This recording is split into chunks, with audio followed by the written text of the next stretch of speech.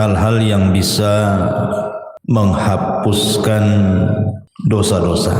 Tapi yang dimaksud di sini tentu tidak semua dosa, karena dosa itu terbagi menjadi 3. Ada dosa yang disebut dengan dosa yang paling besar yang tidak mungkin diampuni, seperti kesyirikan. Itu tidak mungkin diampuni kecuali kalau dia bertobat. Karena itu berdasarkan nas Al-Quran, innallaha la yaghfiru an yushraka bihi wa yaghfiru ma duna dzalika liman yasha. Allah tidak akan mengampuni dosa orang yang menyekutukannya, dan Allah hanya mengampuni dosa selain itu. Yang kedua, ada dosa yang berkaitan dengan manusia, dan ini yang ditangguhkan ampunannya. Walaupun seseorang sudah meminta ampun kepada Allah Subhanahu wa taala, kalau belum mendapatkan keridhaan dan keikhlasan orang yang kita sakiti, kita zalimi, kita ambil haknya, kita rampas kehormatannya dan begitu seterusnya, maka Allah Subhanahu wa taala tidak akan mengampuninya sampai ada kerelaan orang yang dizaliminya. Dan kalau dia sampai mati dan tidak kunjung pula mendapatkan kerelaannya, maka nanti akan terjadi qisas pada hari kiamat. Kemudian yang ketiga, inilah dosa antara kita dengan Allah Subhanahu wa taala. Inilah yang kita akan bahas, adalah dosa-dosa yang berkaitan kita dengan Allah Subhanahu wa taala selain syirik ataupun dosa yang berkaitan dengan orang lain. Banyak perkara-perkara sebenarnya yang hanya dengan melakukan amalan-amalan tertentu, maka Allah Subhanahu wa taala dengan sendirinya akan mengampuni dosa-dosa kita. Bahkan ada amalan-amalan itu yang kalau dilakukan itu, walaupun dosa kita sebanyak buih di lautan, maka Allah Subhanahu wa taala akan mengampuninya. Seperti apa contohnya? Nabi sallallahu alaihi wasallam bersabda dalam sebuah hadis yang dikeluarkan oleh Imam Muslim dan yang lainnya, ketika menyebutkan riwayat tentang dosa-dosa yang akan diampuni walaupun dosa itu sebanyak buih di lautan. Kata Nabi sallallahu alaihi wasallam, disebutkan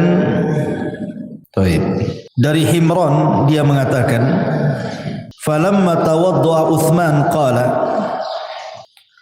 wallahi la uhadditsannakum haditsan wallahi laula ayah fi kitabillahi ma haddatskumuhu inni sami'tu Rasulullah sallallahu alaihi wasallam yaqul la yatawadda rajulun fayuhsinu wudu'ahu thumma yusalli salata illa ghufira lahu ma bainahu wa bainas salati allati taliha. Qala Urwah al-ayah innal ladzina yaktumuna ma anzalna minal bayyinati wal huda ila qaulihi al-la'inun, rawahu Muslim. Dari Himran dia mengatakan, ketika Utsman ibn Affan radhiyallahu an, beliau melakukan wudu, kemudian dia mengatakan, demi Allah, saya akan ceritakan kepada kalian sebuah hadis. Demi Allah, kalau bukan karena ayat dalam Al-Quran, tentu aku tidak akan ceritakan ini kepada kalian. Aku mendengar Nabi SAW bersabda, tidaklah seseorang berwudu, kemudian memperbaiki wudunya, kemudian salat, maksudnya salat 2 rakaat wudu, kecuali akan diampuni antara dia dan jarak salat dia yang akan dilakukan setelahnya. Maka Urwah mengatakan yang dimaksud ayat oleh Uthman itu adalah sesungguhnya orang-orang yang menyembunyikan apa yang kami turunkan dari keterangan-keterangan dan petunjuk sampai kepada perkataannya, merekalah orang-orang yang akan dilaknat oleh Allah Subhanahu wa taala. Lihat bagaimana di sini Uthman ibn Affan radhiyallahu anhu menjelaskan bahwa wudu itu bisa menggugurkan dosa. Jadi tetesan-tetesan air wudu itu bisa menggugurkan dosa kita. Artinya bahwa hanya semata-mata kita berwudu itu sudah diteteskan dosa-dosa kita lewat air wudu tadi. Bahkan Nabi SAW juga mengatakan dalam riwayat Muslim dari Abi Hurairah radhiyallahu anhu, "Man sabbahallaha fi duburi kulli salatin thalathan wa thalathin wa hamidallaha thalathan wa thalathin wa kabbarallaha thalathan wa thalathin fatilka tis'atan wa tis'un wa qama tamamul mi'ati la ilaha illallah wahdahu la syarika lah lahul mulk wa lahul hamdu wa huwa ala kulli syai'in qadir ghufirat khotoyahu wa in kanat mithla zabadil bahri." Jadi kalau seandainya wudu tadi Bu itu sudah menggugurkan dosa, semata-mata ibu wudu itu bisa menggugurkan dosa tuh dari air wudu itu. Kemudian ibu melaksanakan solat wajib. Setelah solat wajib itu kan ada zikir Bu. Lihat bagaimana keutamaan zikir ba'da solat itu. Barang siapa yang bertasbih setiap selesai solat 33 kali, maksudnya ucapan subhanallah, kemudian mengucapkan alhamdulillah 33 kali, kemudian mengucapkan takbir Allahu Akbar 33 kali, maka jumlahnya 99 kali, digenapkan dengan la ilaha illallah wahdahu la syarikalah lahul mulk wa lahul hamdu wa huwa ala kulli syai'in qadir, kecuali akan dihapuskan kesalahannya walaupun sebanyak buih di lautan.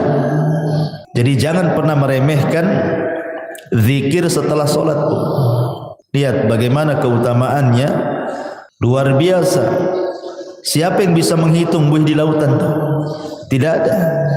Tapi Nabi SAW mengatakan walaupun dosa kita seperti buih di lautan akan diampuni. Kemudian contoh yang lain dari Abu Hurairah radhiyallahu an, hadis ini disepakati Bukhari dan Muslim. Nabi SAW mengatakan man qala subhanallah wa bihamdi fi yaumin mi'ata marratin huttat khatayahu wa in kanat mithla zabadil bahri. Siapa yang melazimkan ucapan subhanallah wa bihamdi, kan mudah Bu ya, subhanallah wa bihamdi, sekali dengar saja hafal tuh. Fi yaumin mi'ata marrah, dalam satu hari itu 100 kali. Pamannya ibu bagilah, pagi berapa kali, siang berapa kali, sore berapa kali, malam berapa kali, pokoknya 100 kali dalam sehari. Tapi lihat pahalanya, maka akan dihapuskan kesalahannya walaupun seperti buih di lautan. Subhanallah, hanya mengucapkan subhanallah wa bihamdi 100 kali itu sudah menghapuskan kesalahan kita walaupun sejumlah buih di lautan.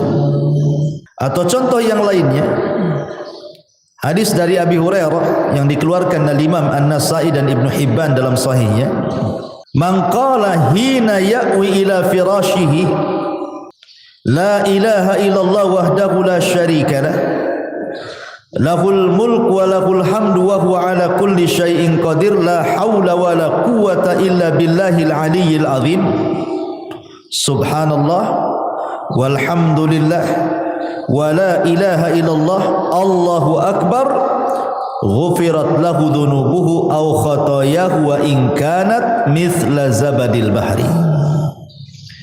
Siapa yang menuju pembaringannya sebelum tidur, maksudnya ibu baca La ilaha illallah wahdahu la syarikalah. Tidak ada sembahan yang berhak disembah kecuali Allah. Dialah semata yang tidak ada sekutu baginya. Lahul mulku wa lahul hamdu, baginya kerajaan, baginya pujian. Wa huwa ala kulli syai'in qadir, dan dia atas segala sesuatu maha mampu. La haula wa la quwata illa billahil aliyyil azim, tidak ada daya dan kekuatan kecuali milik Allah yang maha tinggi lagi maha agung. Subhanallah, maha suci Allah. Walhamdulillah, segala puji hanya milik Allah. Wa la ilaha illallah, tidak ada sembahan yang berhak disembah kecuali Allah. Wallahu akbar, dan Allah maha besar, kecuali akan diampuni dosanya atau kesalahannya, walaupun kesalahan ibu itu sejumlah buih yang ada di lautan. Hanya membaca satu kali ini saja loh sebelum tidur. La ilaha illallah wahdahu la syarikalah, lahul mulku wa lahul hamdu wa huwa ala kulli syai'in qadir. La haula wa la quwata illa billahil aliyyil azim. Subhanallah walhamdulillah wa la ilaha illallah Allahu akbar. Cukup menghapuskan kesalahan kita walaupun sejumlah buih yang ada di lautan. Subhanallah, Bu ya. Lihat, sebenarnya amalan-amalan zikir seperti ini itu kan bisa kita lakukan. Karena zikir itu bisa dilakukan, anak kecil bisa melakukannya, orang remaja bisa melakukannya, orang dewasa bisa melakukannya, orang tua bisa melakukannya, laki-laki bisa, perempuan bisa, kapanpun bisa. Tidak harus mengeluarkan modal, yang penting dihafal, dibaca. Tapi lihat pahalanya, menunjukkan bahwa zikir itu amalan yang luar biasa. Salah satu penyebab dosa-dosa kita diampuni adalah dengan cara berzikir, baik berzikir yang sudah ditetapkan seperti setelah solat yang saya tadi sebutkan, ataupun sebelum tidur, ataupun zikir umum tadi, membaca subhanallah wa bihamdi 100 kali. Tapi itu sudah cukup tuh menghapuskan dosa kita walaupun sejumlah buih di lautan. Luar biasa. Sebenarnya Islam itu mudah gitu ya. Cuman kita saja yang kadang-kadang sulit untuk atau malas untuk melakukannya. Zikir kan beda Bu dengan solat. Harus ke masjid kalau laki-laki, harus ada gerakan walaupun ibu di rumah. Zakat harus pakai harta, haji apalagi capek-capek. Zikirnya hanya ngomong saja. Itu saja kadang-kadang malas kita berzikir. Tapi kita akan sebutkan beberapa amalan yang bisa menghapuskan banyak dosa. Yang pertama, bersolawat. Bersolawat kepada Nabi sallallahu alaihi wasallam. Dari Anas radhiyallahu an, Nabi sallallahu alaihi wasallam bersabda, "Man shalla alayya salatan wahidatan sallallahu biha asyra salawatin wa khutta anhu biha asyra sayyiatin wa rafa'ahu Allahu biha asyra darajat." Barang siapa yang bersalawat kepadaku satu kali, kata Rasulullah, maka Rasul akan bersalawat 10 kali kepada kita, dan kesalahan kita akan dihapus sebanyak 10 kesalahan, dan kita akan diangkat dengan 10 tingkatan. Hanya bersalawat saja Bu. Allahumma salli ala Sayyidina Muhammad. Hanya ngomong begitu, maka Allah akan utus malaikat membawa salawat kita menuju mana? Malaikat akan datang ke kuburan Nabi, kemudian akan memberitahukan kepada Nabi kita bahwa ada di antara umatmu yang bersalawat kepadamu. Maka Rasul akan bersalawat 10 kali kepada kita. Subhanallah, apalah sulitnya bersalawat? Sambil jalan dari sini pulang atau tadi dari rumah ke sini, Allahumma sholli ala Muhammad, kan tidak ada susah. Biasakan. Kalau bisa setiap ibu kaget itu yang dibaca.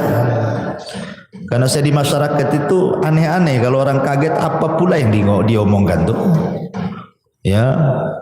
Bahkan saya punya kawan tuh, kalau kaget bilang jangkrik. Kan sayang gitu. Kaget saja jangkrik katanya, ya Allah kan.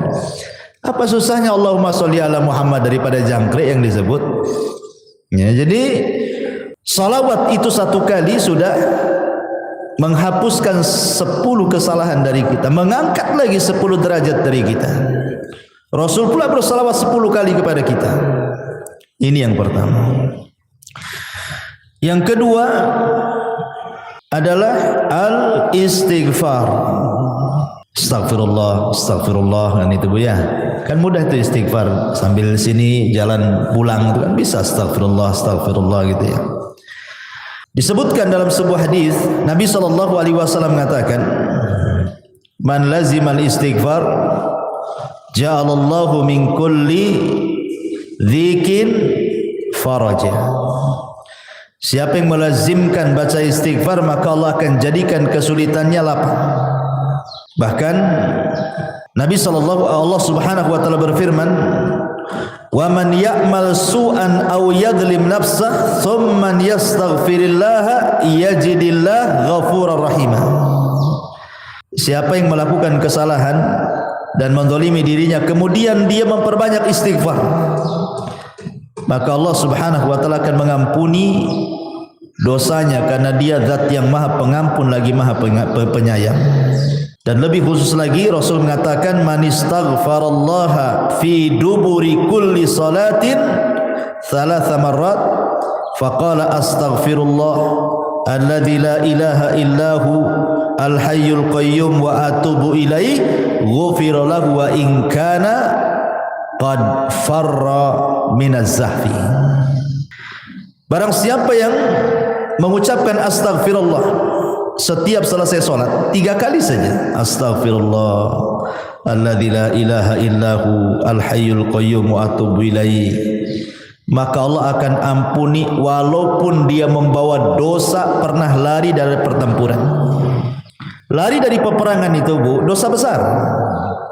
Enggak boleh orang lari dari peperangan itu, kecuali kalau musuhnya lebih banyak. Umpamanya lebih dari 3 orang, 1 melawan 3 orang, boleh lari.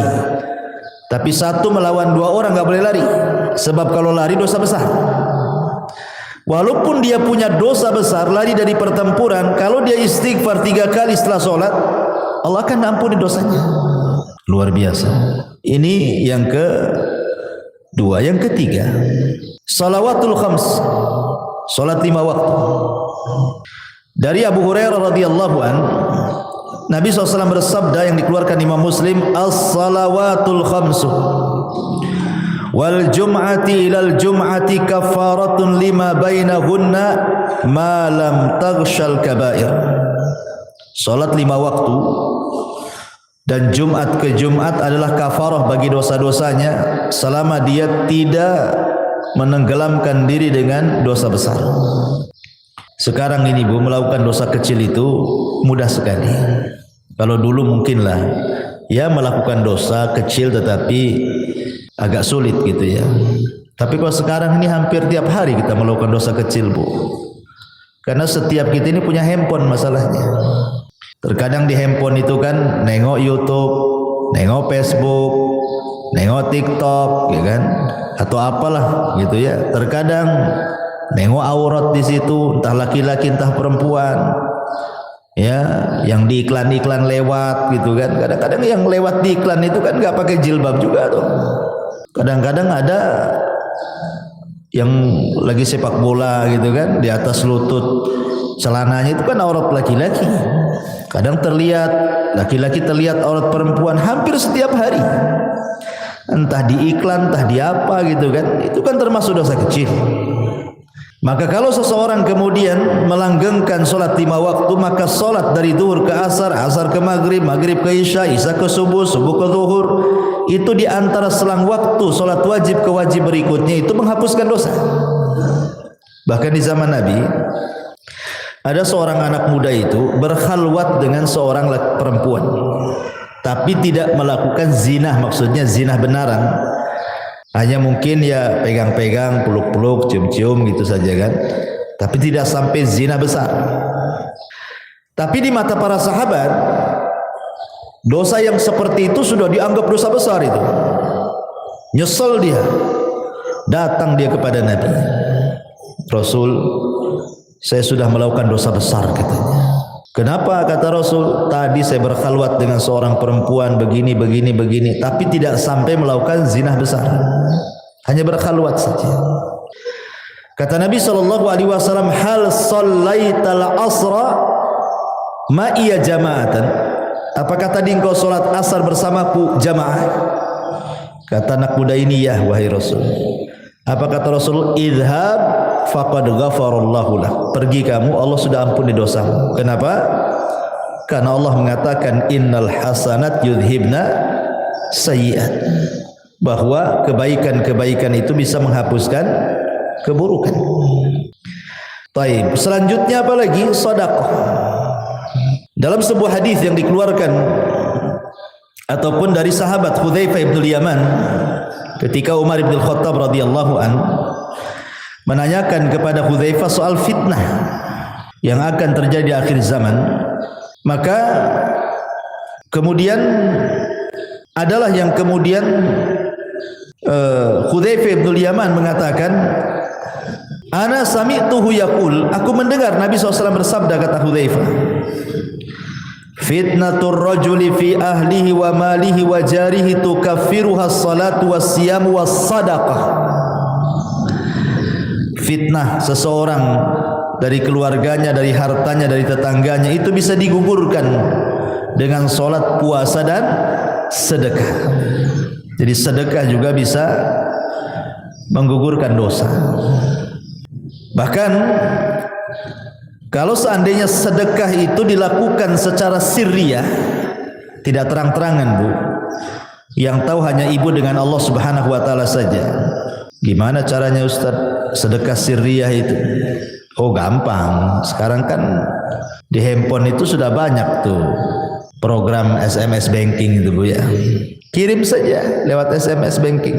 Kemudian coret namanya kan, gak nampak tuh. Pengirimnya dicoret, kan tidak ada yang tahu siapa pengirimnya.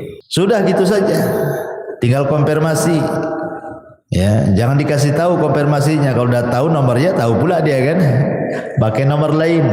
Ya, jadi orang tak tahu yang nerima sumbangan tuh. Makanya Nabi SAW mengatakan shadaqatus sir tudfi'u ghadaba rabb. Bahwa sedekah yang tidak terang-terangan itu bisa menghilangkan kemurkaan Allah Subhanahu wa taala. Bahkan dalam riwayat tudfi'ul khati'ah kama yudfi'ul ma'un nar. Bisa menghilangkan kesalahan seperti api bisa dipadamkan dengan air. Rawahu Tirmidzi.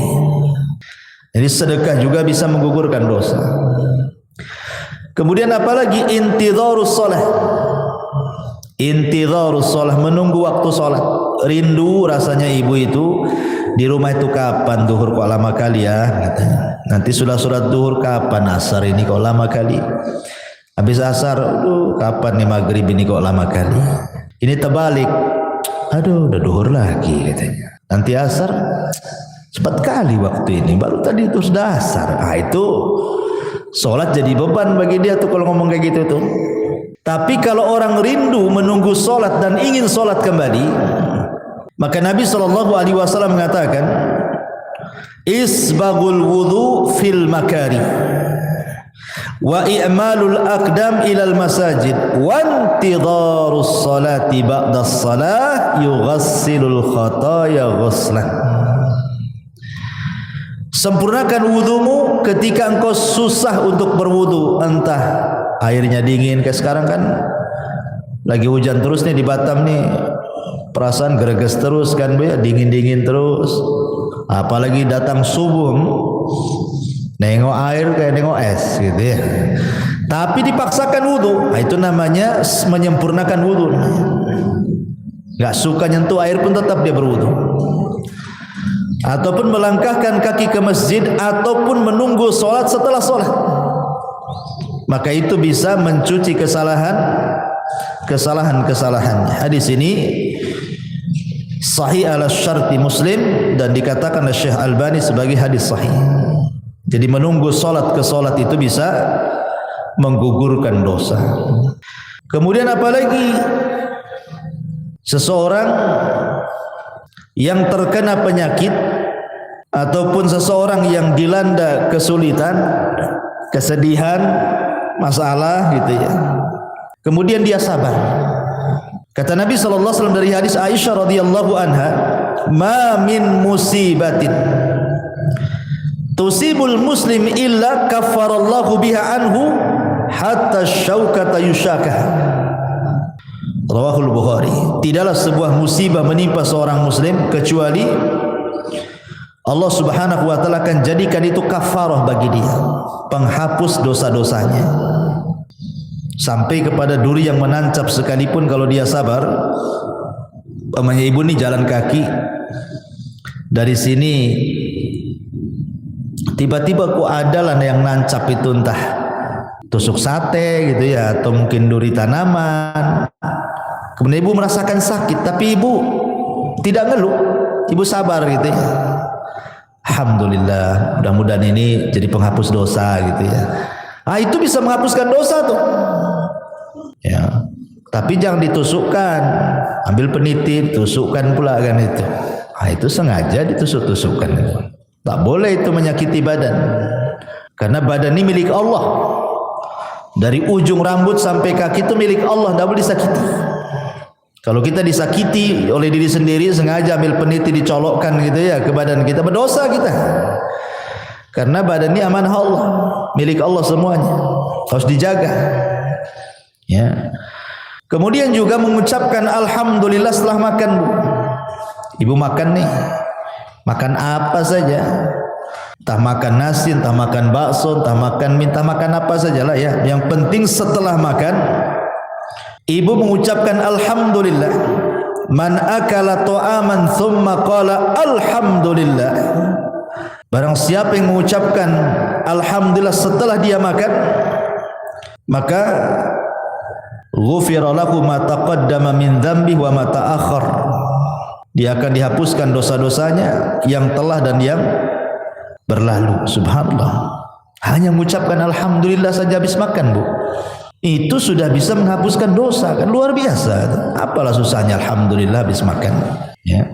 Kemudian juga ketika salat, Bu, ketika amin, ketika imam mengatakan ghairil maghdubi alaihim waladdallin, amin, ya gitu ya. Ketika imam mengatakan amin, nah kita juga ikut tuh amin.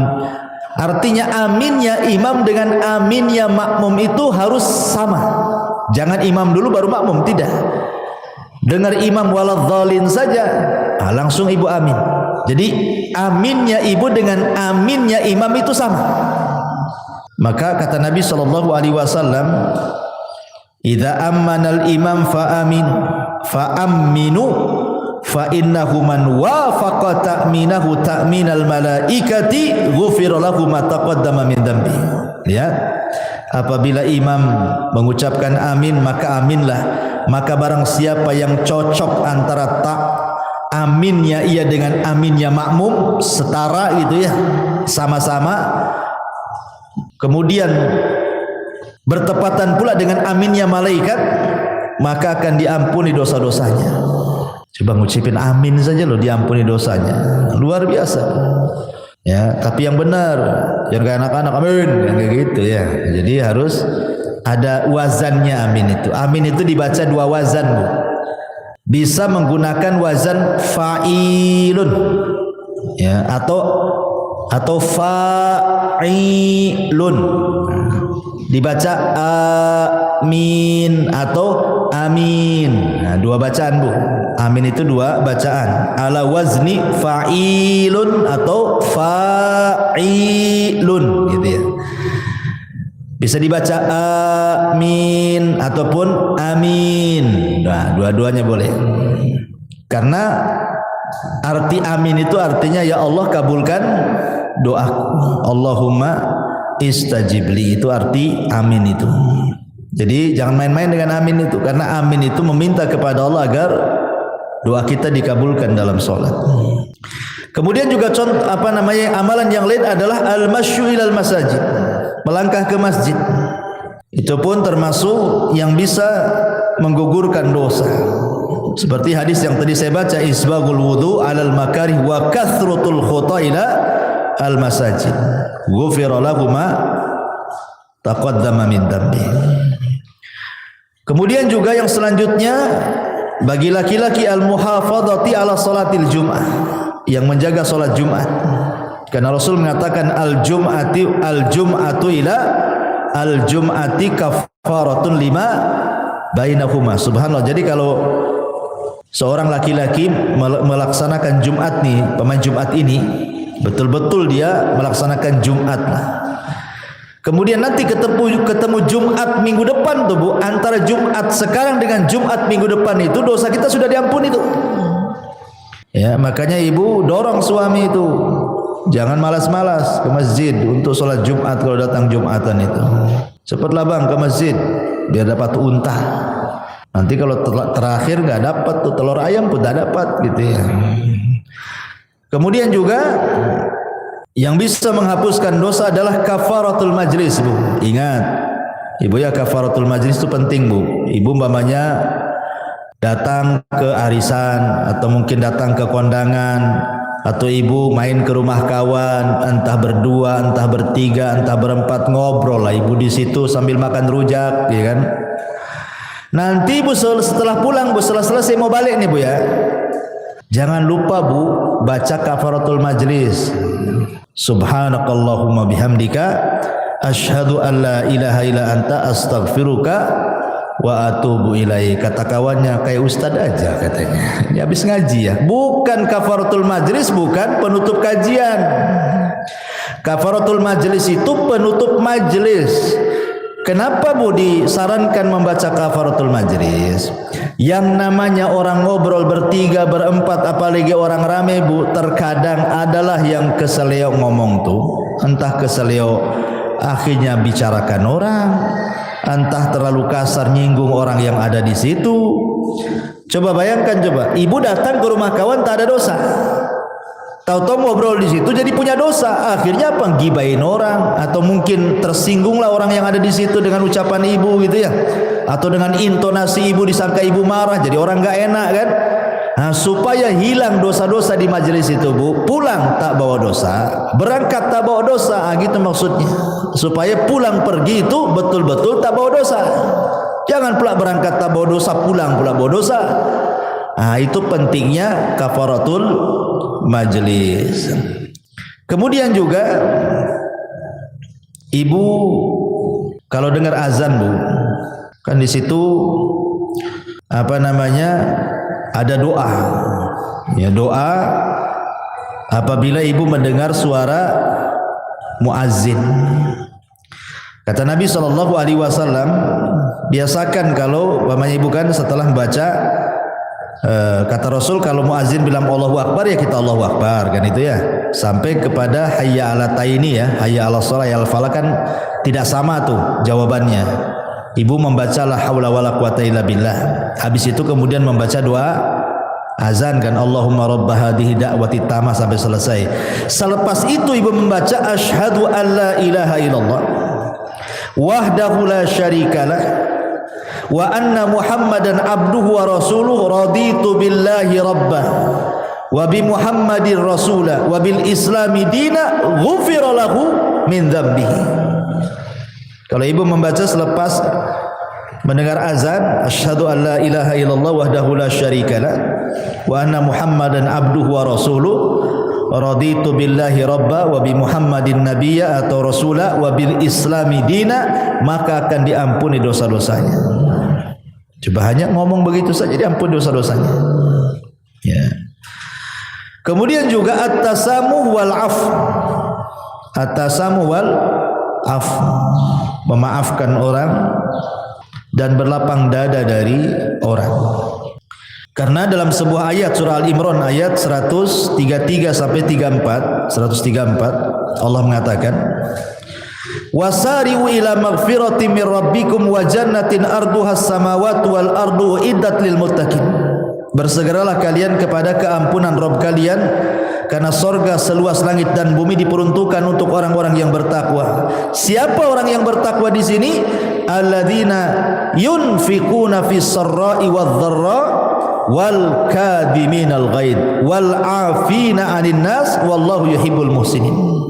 Orang yang bertakwa yang disediakan sorga seluas langit dan bumi itu, yang akan mendapatkan ampunan itu adalah orang-orang yang berinfak baik dalam kondisi senang ataupun susah, dan orang-orang yang menahan emosi dan mudah memaafkan manusia. Tahan emosi, kalau lagi marah tahan, itu bisa menghapuskan dosa, Bu. Jadi kalau ada orang yang nyakiti ibu, tiba-tiba ibu dimarahi orang, digibai orang, ya ibu manusiawi kan, pasti mau marah kan itu. Tapi ibu tahan-tahan marahnya. Ketika ibu menahan marah itulah dosa ibu diampuni itu. Apalagi sampai memaafkan, kasih uzur. Sudahlah, saya maafkan, memang dia gitu sih, biasalah dia gitu. Dimudahkan gitu ya, disederhanakan masalah, jangan dibesar-besarkan, nanti jadi tengkar. Itu saja bisa menghapuskan dosa. Kemudian yang lain juga bacaan tahlil, Bu. Bacaan la ilaha illallah. Kata Nabi SAW, man qala la ilaha illallah wahdahu la syarika lahul mulku wa lahul hamdu wa huwa ala kulli syai'in qadir fi yaumin mi'ata marrah. Barang siapa yang mengucapkan la ilaha illallah wahdahu la syarika lahul mulku wa lahul hamdu wa huwa ala kulli syai'in qadir, dalam satu hari itu 100 kali, Bu.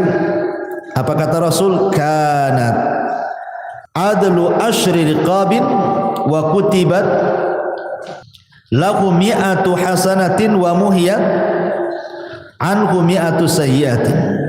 Maka sebanding dengan memerdekakan 10 budak, akan dicatat 100 kebaikan, akan dihapus 100 kesalahan.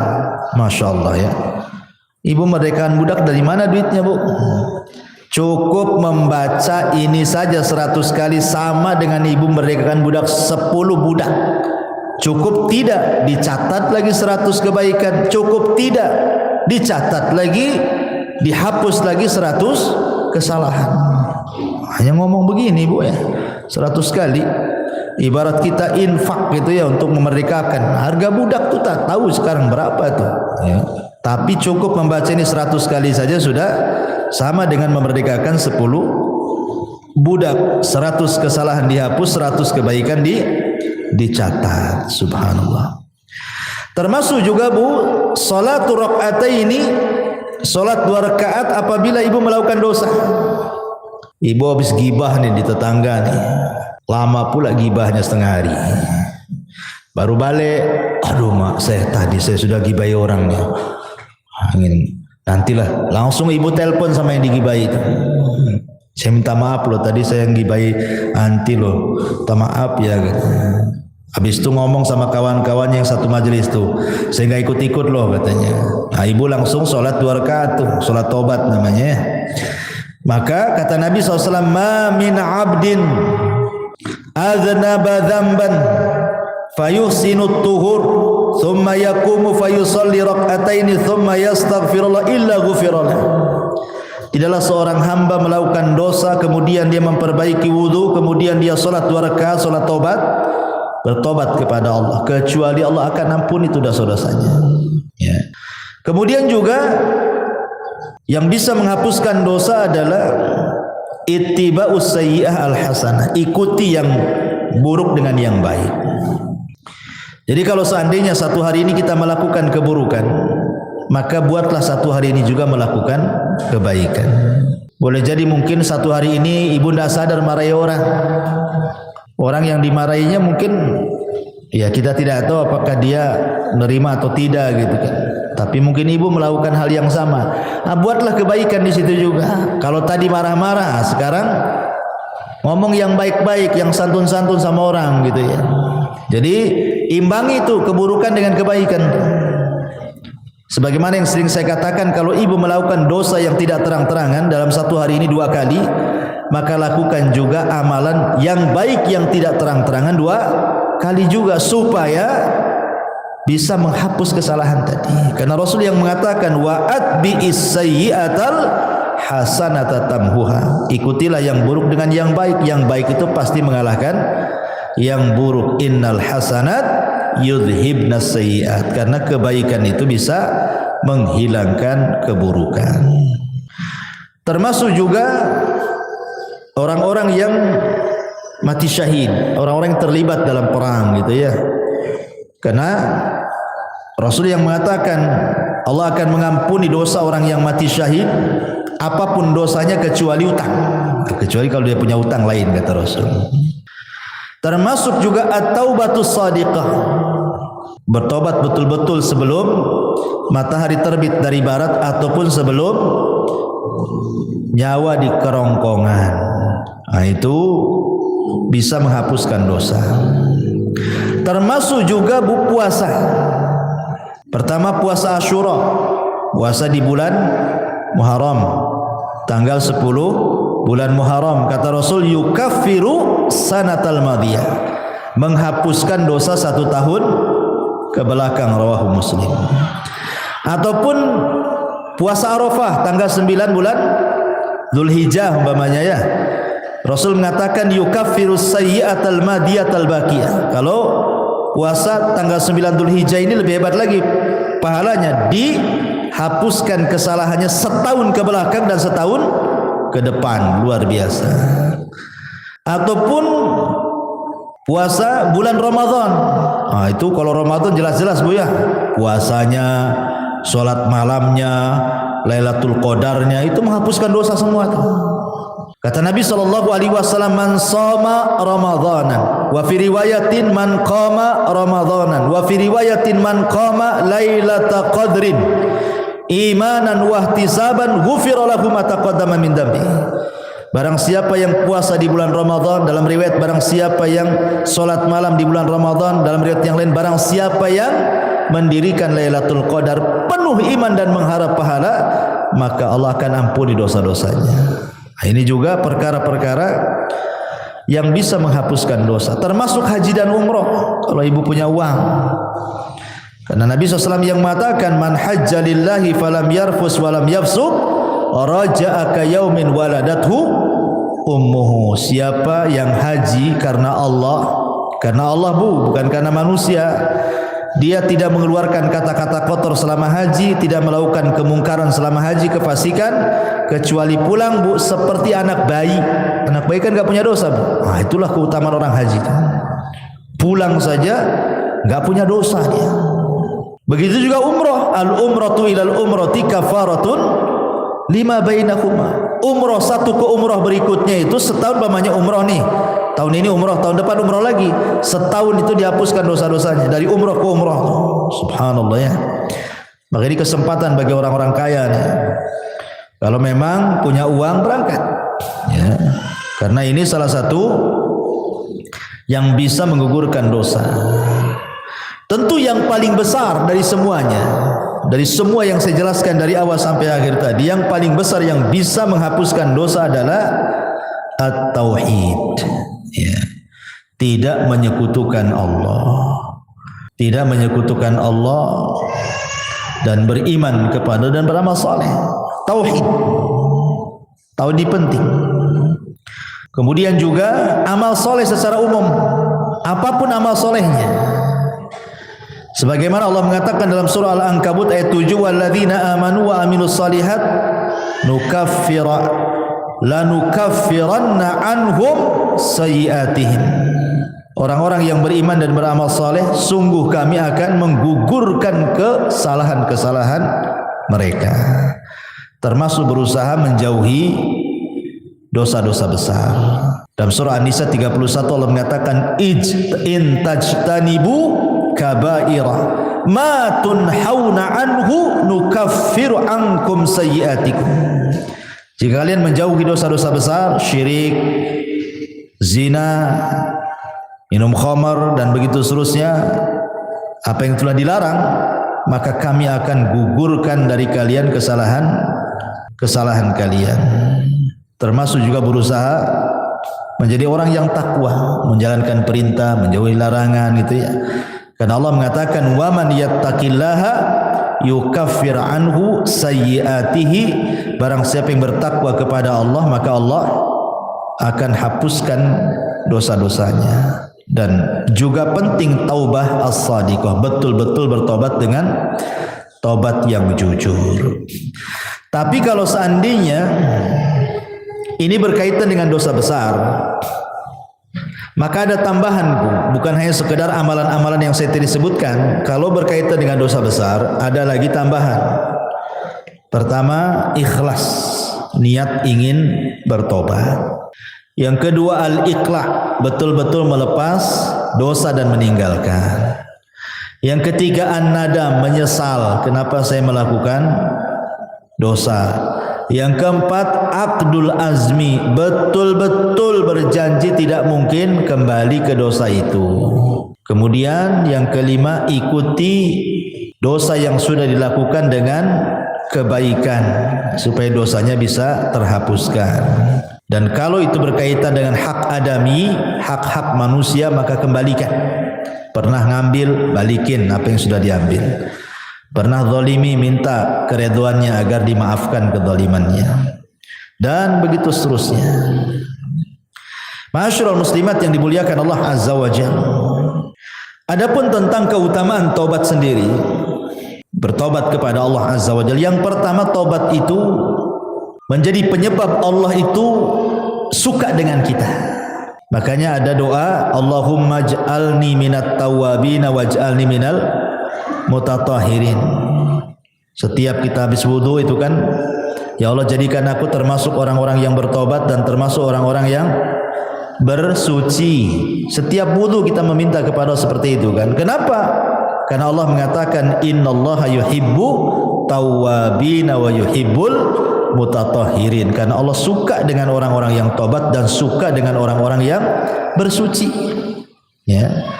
Yang kedua, bahwa tobat itu menyebabkan Allah mengampuni kesalahan kita dan menerima amalan kita. Dengan tobat itu Allah akan memaafkan kesalahan kita dan menerima amalan kita. Yang ketiga, dengan tobat itu kita diselamatkan dari neraka dan dimasukkan ke dalam surga, dan itulah keberuntungan yang sebenarnya. Faman zuhziha 'anil nar wa udkhilal jannah faqad faz. Siapa yang dikeluarkan dari neraka dan dimasukkan ke dalam surga, itulah keberuntungan yang sesungguhnya. Termasuk penyebab seseorang mendapatkan rahmatnya. Orang yang suka tobat itu, maka akan datang rahmat Allah. Karena Allah mengatakan Allah itu lebih senang dengan tobatnya seorang hamba dibandingkan seseorang yang safar ke padang pasir bawa unta dan semua perbekalannya di atas unta. Ketika dia tidur, minggat pula lah unta itu karena nggak diikat.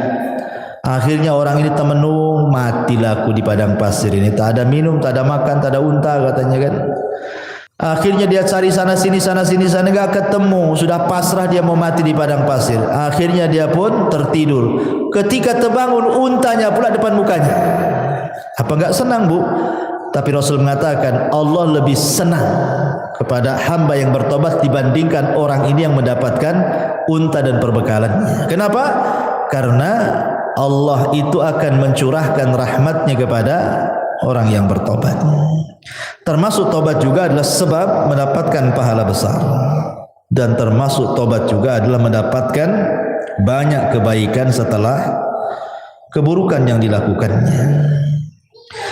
Baik, masyaallah muslimat yang dimuliakan Allah Subhanahu wa taala, intinya bahwa seorang hamba itu tidak boleh bosan untuk mencari rahmat Allah Subhanahu wa taala.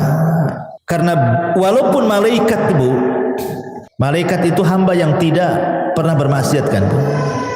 Tapi Adam itu adalah makhluk yang bermaksiat.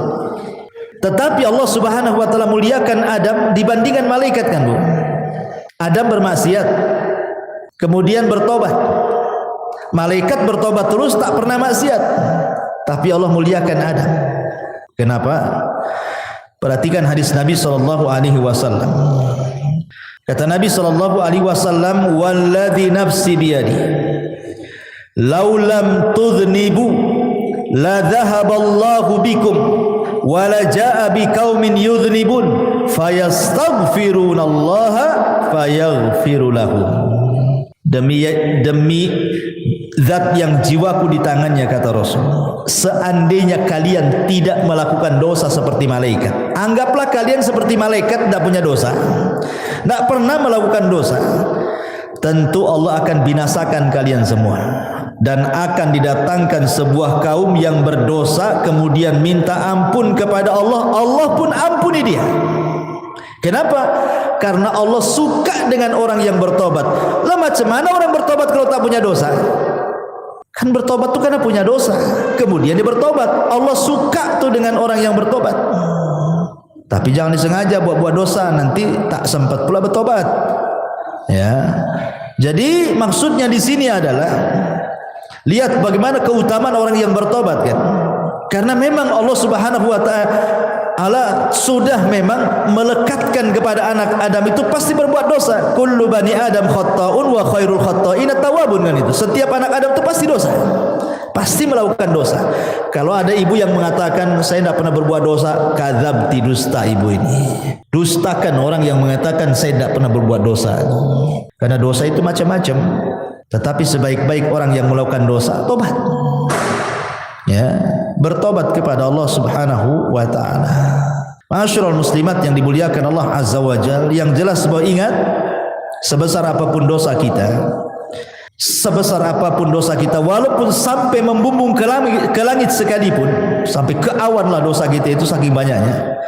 Kalau kita datang betul-betul menghadap Allah ingin bertobat, apa dalam hadis qudsi itu Allah katakan, ya ibadi law dhunubuka ananas sama thumma astaghfartani ghafartu laka ala ma kana minka wala ubali. Hei anak Adam, sekalipun dosamu melambung sampai ke langit, kata Allah, tapi kau datang kepadaku dengan ikhlas ingin bertobat, ku ampuni, aku enggak peduli, kata Allah. Lihat bagaimana luasnya rahmat Allah Subhanahu wa taala. Sampai Amr bin As ini kan Bu, seorang sahabat. Dia baru masuk Islam setelah 20 tahun. Dia sama dengan Khalid bin Walid tuh, 20 tahun baru masuk Islam. Setelah lewat Islam 20 tahun baru masuk Islam tuh. Khalid bin Walid, Amr bin As, dan ada satu kawannya itu, 3 orang. Khalid bin Walid langsung masuk Islam, berbaiat kepada Rasul. Amr bin As pula ragu-ragu. Kata Rasul, kenapa kau ragu-ragu, wahai Amr? Apakah kau ragu-ragu dengan agamaku? Kata Rasul, kata Amr, bukan itu wahai Rasul. Aku ingin masuk Islam tapi ada syaratnya, kata Amr katanya. Kata Rasul, apa syaratnya? Begini Rasul, kau tahu apa yang sudah kulakukan kepadamu dan sahabatmu. Sampai ketika kaum muslimin hijrah ke Habasyah juga, Amr bin As yang melobi Najasyi untuk memulangkan. Kau sudah tahu dosaku banyak wahai Rasul. Saya siap masuk Islam. Pertanyaannya, aku minta syarat. Kata Rasul, apa syaratnya? Seandainya aku masuk Islam, maukah kau berdoa kepada Allah agar dosa-dosa yang selama ini kulakukan kepadamu dan sahabat-sahabatmu Allah ampuni? Rasul pun tersenyum dan mengatakan, ya Amr, innal Islam yahjubu ma qabla. Amr, Islam itu menghapuskan dosa-dosa sebelum Islam. Sebagaimana taubat itu tahjubu ma qabla, menghapuskan dosa-dosa sebelum taubat. Artinya nikmat Allah, rahmat Allah itu luas. Di zaman Bani Israel ada 99 orang dibantai oleh preman. Tapi dapat hidayah, preman ini ingin bertaubat. Datang dia kepada seorang rahib, jahil pula rahib ini. Rahib, Pak Pendeta, saya ingin masuk bertobat nih. Saya sudah membunuh 99 jiwa nih. Macam mana cara nebusnya nih? Kata pendeta itu, oh nggak bisa, kau dosamu dah banyak tuh. Satu orang kau bunuh saja besar, 99 pula kau bunuh. Tak bisa, nggak ada tobat bagimu katanya. Marah dia, dibantai pula tuh si rahib itu. Kenapa 100 jiwa dia bantai? Tapi dia tidak putus asa ingin bertobat. Ketemulah seorang alim, memang ahli ilmu gitu ya, bertanya, ada nggak tobat? Saya sudah membunuh 100 jiwa, yang terakhir seorang rahib ku bantai gitu. Akhirnya kata sang alim nih, ada, tapi kau harus datang ke perkampungan. Kampung itu semua orang alim, orang soleh, orang baik. Kau gabunglah dengan mereka. Mudah-mudahan Allah berikan rahmat kau di sana. Menunjukkan apa? Lingkungan itu mempengaruhi tobat. Ya, berangkat dia di tengah jalan, entah berantah mati pula dia, entah jatuh entah apa, mati dia. Belum sampai ke kampung yang dituju. Datang malaikat azab mau ngambil ruhnya. Dia pantas masuk neraka katanya. Datang pula malaikat rahmat. Bukan, dia ahli sorga karena sudah ada niat tobat. Kata malaikat Adam, tidak bisa, dia sudah membunuh 100 jiwa. Yang terakhir itu pendeta dibunuh dia katanya. Akhirnya rebutanlah ruhnya malaikat azab dan rahmat ini. Akhirnya Allah mengutus apa? Malaikat hakim. Kata malaikat hakim pemutus ini, tunggu dulu, jangan diputuskan apakah dia termasuk ahli nar atau ahli jannah katanya. Kita ukur dulu antara kematian dia jaraknya dengan kampung yang dituju dengan kematian dia kepada orang yang bertanya. Kalau dekat kepada yang bertanya, masukkan dia ke neraka. Kalau dekat ke kampung yang dituju, masukkan dia ke sorga. Sebenarnya disebutkan dalam riwayat itu, dia itu baru keluar dari orang yang bertanya. Artinya desa yang dituju masih jauh itu sebenarnya. Tapi karena Allah luas rahmatnya, dilipatlah bumi itu sama Allah. Akhirnya didekatkan ke kampung itu. Padahal sebenarnya dekat ke yang ditanya karena baru keluar dari orang yang bertanya itu. Tapi karena rahmat Allah itu luas, dilipat bumi sama Allah, didekatkan ke kampung yang akan dituju bertobat. Subhanallah. Itulah kenapa Allah mengatakan inna rahmati taghlibu ghadabi. Rahmatku mengalahkan kemurkaanku. Allah lebih sayang. Ya, karena sudah ada niat tobat, dilipat bumi, dekatkan pula ke kampung bertobat, masuklah dia ke dalam sorga. Itu menunjukkan apa? Jangan putus asa dari rahmat Allah Azza wa Jalla. La taqnatu min rahmatillah, innallaha yaghfiru dzunuba jami'a. Jangan pernah putus asa dari rahmat Allah. Karena Allah itu mengampuni semua dosa, sebesar apapun dosa, hatta syirik sekalipun. Anggaplah syirik sekalipun. Tapi kalau dia ingin bertobat kepada Allah Subhanahu wa taala, tidak ada mustahil. Allah itu Ghafurur Rahim. Allah itu Maha menerima tobat siapapun. Dan harus yakin, ya, rahmat Allah itu luas. Rahmat Allah itu seluas-luasnya sampai ada seorang anak muda di zaman Bani Israel tidak pernah melakukan dosa 70 tahun. Mana ada zaman sekarang anak muda enggak melakukan dosa? Yang ada gemar melakukan dosa. Jadi ada anak muda di zaman Bani Israel itu 70 tahun dia tak berbuat dosa, meninggal dia, berdiri di pintu sorga. Kata Allah, masuk kau ke dalam sorga dengan rahmatku. Kata anak muda itu, tidak mau saya ingin masuk sorga dengan amalanku katanya. Kata Allah, masuk kau ke dalam sorga dengan rahmatku. Tidak, saya tidak akan masuk sorga dengan rahmatmu, tapi saya ingin masuk sorga dengan amalanku. Kalau memang aku pernah berbuat dosa, kemudian kau ampuni dosaku, kau masukkan aku ke sorga dengan rahmatmu, wajar. Aku loh tidak pernah berbuat dosa, masa dengan rahmatmu aku masuk sorga? Aku ingin masuk sorga dengan amalanku katanya. Kata Allah, baik, hitung berapa amalmu. Dihitunglah amalannya itu. Rupanya setelah dihitung amalannya tidak sebandinglah dengan satu nikmat Allah yang Allah berikan kepadanya berupa penglihatan. Takut dia tak masuk surga. Akhir mengatakan, ya Rabb, sudahlah enggak apa-apa, masukkan aku ke surga dengan rahmatmu saja katanya. Nah, lihat.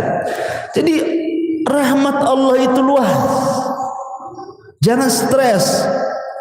Banyak orang yang stres gara-gara pernah melakukan dosa, ingin tobat, kayaknya Allah sudah tutup pintu tobat. Enggak, Allah itu beda dengan manusia. Kalau manusia kita sakiti, kita jengkeli, ya kan Bu, kemudian kita datang ke rumahnya, ngetuk pintu, tadi buka-buka sama dia. Tapi kalau Allah berbeda. Kalau kita hari-hari mengetuk pintu langit, minta ampun kepada Allah, Allah lah setiap hari loh, sepertiga malam akhir loh, menawarkan ampunannya kepada kita. Hei hamba-hambaku, kata Allah, man yad'uni fa astajibalah, wa man yas'aluni fa utiya, wa man yastaghfiruni fa aghfirullah. Siapa yang berdoa aku kabulkan, siapa yang minta aku kasih, siapa yang minta ampun ku ampuni. Tiap malam, tiap sepertiga malam Allah mengatakan seperti itu. Ada kesempatan setiap hari. Dan hebatnya Allah itu Bu, salah satu di antara sifat Allah itu atau nama-nama Allah itu ada sitir. Allah itu memiliki sifat sitir. Sitir itu apa Bu? Menutup aib kita. Kita melakukan dosa di malam hari, Allah tutup pula aib kita di siang hari. Kita melakukan dosa di siang hari, Allah tutup aib kita di malam hari. Kurang apa Allah itu coba? Sudah kita berbuat dosa kepada Allah, Dia pula tutupi aib kita. Karena mulianya manusia itu karena ditutup aibnya sebenarnya. Coba kalau seandainya orang itu dibongkar aibnya, Bu, nggak ada orang menghormati orang itu, pasti meletakkan pasir semua di atas kepalanya. Imam Ahmad saja ngomong begitu. Ketika murid-muridnya datang kepada Imam Ahmad lagi belanja tuh di pasar tuh. Kata murid-muridnya, "Ya Imam, biar kami bawa barang-barangmu ke rumah. Kau jalan kaki saja. Kau kan guru kami," katanya. Kata Imam Ahmad, "Enak saja kau ini," katanya. "Kau kan nggak tahu aibku saja," kata Imam Ahmad. "Kalau kau tahu aibku, Allah bongkar aibku, pasti kau letakkan pasir di atas kepalaku. Aku dihormati itu karena Allah tutup aibku," katanya. Semua manusia, mau ustadznya, mau santrinya, mau awamnya, mau menterinya, mau presidennya, mau siapapun manusia di dunia ini, Bu, kalau sempat Allah bongkar aibnya, nggak ada manusia itu dihormati sama sekali. Jangankan itu, gara-gara ngomong satu kali kepleset, Bu, yang tadinya ditokohkan, dibanggakan, dipuji, ngomong pula di YouTube salah, kepleset, menghina anu, menghina ini, dia dibully sama netizen, habislah dia, Bu. Itu baru kepleset satu tuh, sudah dihabiskan ya, nggak dihormati lagi, dicaci maki yang ada itu sama netizen. Gimana kalau satu umur dia betul-betul ditampakkan aibnya? Ya Allah ya Rabb, tidak ada manusia yang mulia di hadapan manusia. Bersyukur kita punya Allah itu maha sitir. Ya, sudah kita berbuat dosa, Allah tutup pula. Alhamdulillah. Dan habis itu Allah kasih pula peluang kita bertobat. Enak, Bu. Kalau ibu buat salah sama saya, Bu, ibu minta maaf, paling jawaban saya, nantilah, tengoklah. Kalau pantas dimaafkan, saya maafkan. Kalau tak pantas, ya tak saya maafkan. Nah, itu kalau kita tuh. Kalau tidak, sudah kita berbuat salah sama Allah, Allah tutup aib kita, Allah kasih pula peluang tobat. Masya Allah. Allah itu Rahim, Rahman, Ghafur, ya, Latif. Luar biasa nama-nama Allah Subhanahu wa taala. Wallahu a'lam bishawab.